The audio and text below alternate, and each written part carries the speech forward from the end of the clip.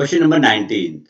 Identical packets are dropped from two aeroplanes, one above the equator and the other above the North Pole, both at a height h.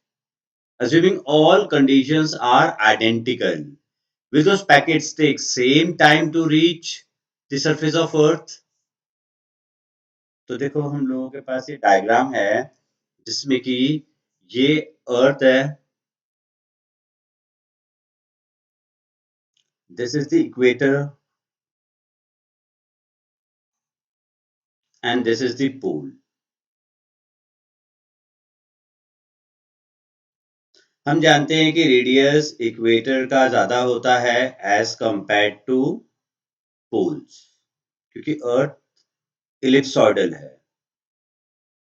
तो radius of equator is greater than radius of poles, और radius और जी के बीच में inverse relationship है। तो जी on equator will be less than ji on poles. Okay, अब यहां से सेम हाइट से एक ऑब्जेक्ट को यहां से ड्रॉप किया गया एच हाइट से, और सेम ऑब्जेक्ट को यहां से ड्रॉप किया पोल्स पर एच हाइट से। ड्रॉप किया का मतलब दोनों का यू क्या होगा? 0 होगा। ये भी अर्थ की तरफ फॉल होना चालू हो जाएगा, ये भी अर्थ की तरफ फॉल होना चालू हो जाएगा। तो हम कौन सी इक्वेशन लगा सकते हैं? S is equal to u t plus half g t square. तो S कितना है? H। U 0 है तो पहला टर्म 0 हो गया, plus half g t square. तो कितना टाइम लगेगा अर्थ के सरफेस तक पहुंचने में? 2h अपॉन जी। तो टाइम और जी के बीच में इनवर्स रिलेशनशिप आया। तो इसका मतलब GE, क्योंकि acceleration due to gravity on the equator is less than acceleration due to gravity on the poles, तो इसलिए टाइम इनवर्स है, तो time on equator will be greater than time taken at the poles. का मतलब अपना result क्या है कि टाइम जो है वो इक्वेटर पे ज्यादा लगेगा as compare to poles. 28th question. The weight of a person on the moon is 1/6 that of Earth. The person can lift a mass of 15 kg on Earth. What is the maximum mass? कितना maximum mass which can be lifted by the same force applied by the person on the moon?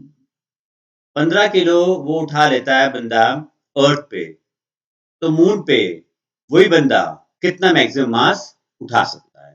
Okay, तो basically we are having here a comparison between moon and earth.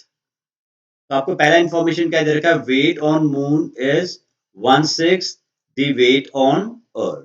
Weight क्या होता है? mg। तो wait mg होता है। जब हम अर्थ के लिए बात करेंगे तो g अर्थ का लगाएंगे, जब हम मून के लिए बात करेंगे तो g मून का लगाएंगे। मास रिमेन्स द सेम, तो इसलिए acceleration due to gravity on the moon will be 1/6 of the acceleration due to gravity on the earth. This is the information that we have from the first information कि भाई wait जो है moon पे 1/6 है weight on अर्थ के। इसका मतलब कि acceleration due to gravity on the moon will be 1/6 acceleration due to gravity on the earth. अब हम बात करते हैं फोर्सेस की। तो मान लो अर्थ पे उसने F फोर्स लगाया और 15 केजी के मास को लिफ्ट किया, तो mass into g, g of earth. Same force वो लगा रहा है मून पे, तो वो कितना मास लिफ्ट कर सकता है? G m. F is equal to m into g M.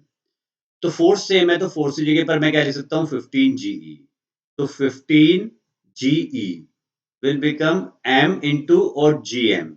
G M की जगह पर मैं लिख सकता हूँ जीई बाई 6, तो it will be GE by 6।